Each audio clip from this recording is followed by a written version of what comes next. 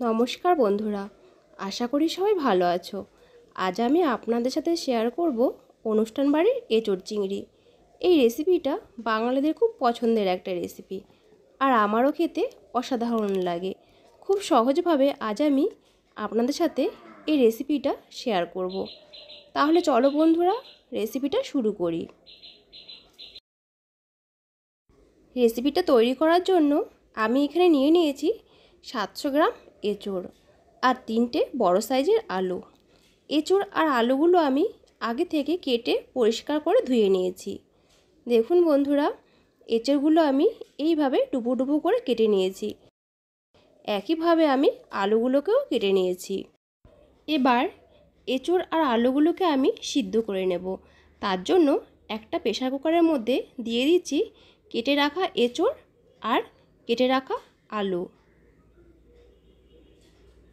দিয়ে দেব কিছুটা জল।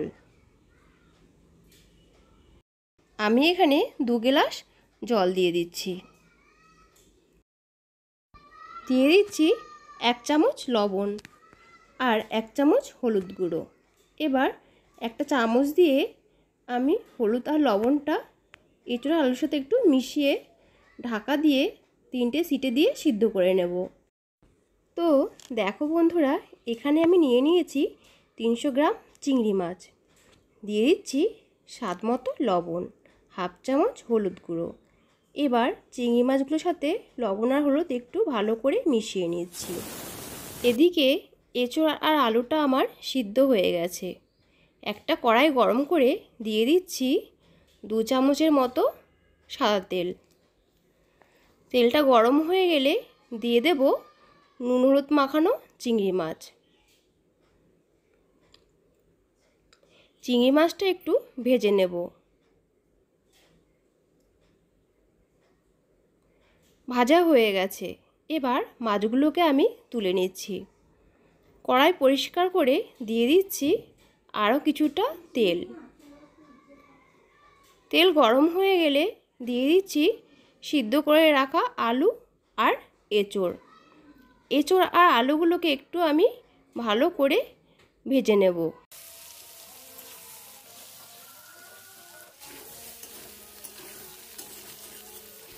ভাজা হয়ে গেছে। এবার এঁচোড়গুলোকে আমি নামিয়ে নিচ্ছি। এদিকে কড়াই গরম হয়ে গেলে দিয়ে দিচ্ছি 2 চামচের মতো সর্ষের তেল। দিয়ে দিচ্ছি 2টো শুকনো লঙ্কা, একটা তেজপাতা আর 1/2 চামচ গোটা জিরে। ফোড়নটা হালকা ভাজা হয়ে গেলে দিয়ে দিচ্ছি একটা মিডিয়াম সাইজের পেঁয়াজ কুচি। পেঁয়াজটা একটু হালকা করে ভেজে নেব।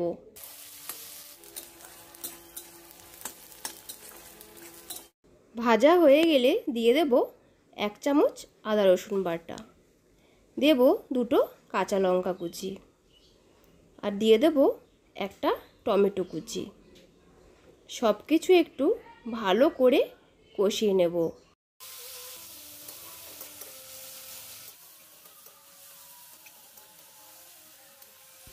কষানো হয়ে গেলে দিয়ে দেব 1 চামচ হলুদ গুঁড়ো, দেব 1/2 চামচ শুকনো লঙ্কা গুঁড়ো, দিয়ে দেব 1/2 চামচ জিরের গুঁড়ো।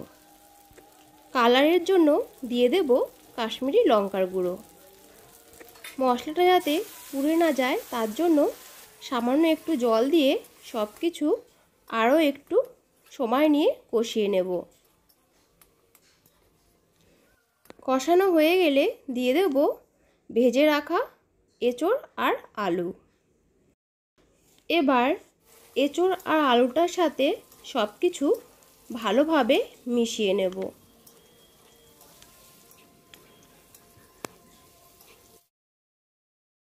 মেশানো হয়ে গেলে দিয়ে দেব স্বাদ মতো লবণ। লবণটা দিয়ে আরও একটু কষিয়ে নেব। দিয়ে দেব পরিমাণ মতো জল। বন্ধুরা, এঁচোড় আর আলুটা যেহেতু আমি সিদ্ধ করে নিয়েছি, তাই এখানে আমি গরম জল দিয়েছি। বন্ধুরা, গ্যাসের ফ্লেম হাইতে রেখে আমি 3 মিনিট ফুটিয়ে নেব।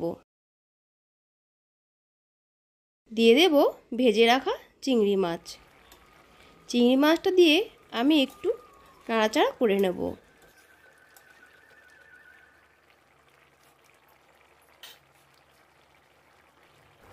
দিয়ে দেব হাফ চামচ চিনি, দিয়ে দেব হাফ চামচ গরম মশলা গুঁড়ো। চিনি আর গরম মশলা গুঁড়ো দিয়ে আমি আরও 1 মিনিট ফুটিয়ে নামিয়ে নেব।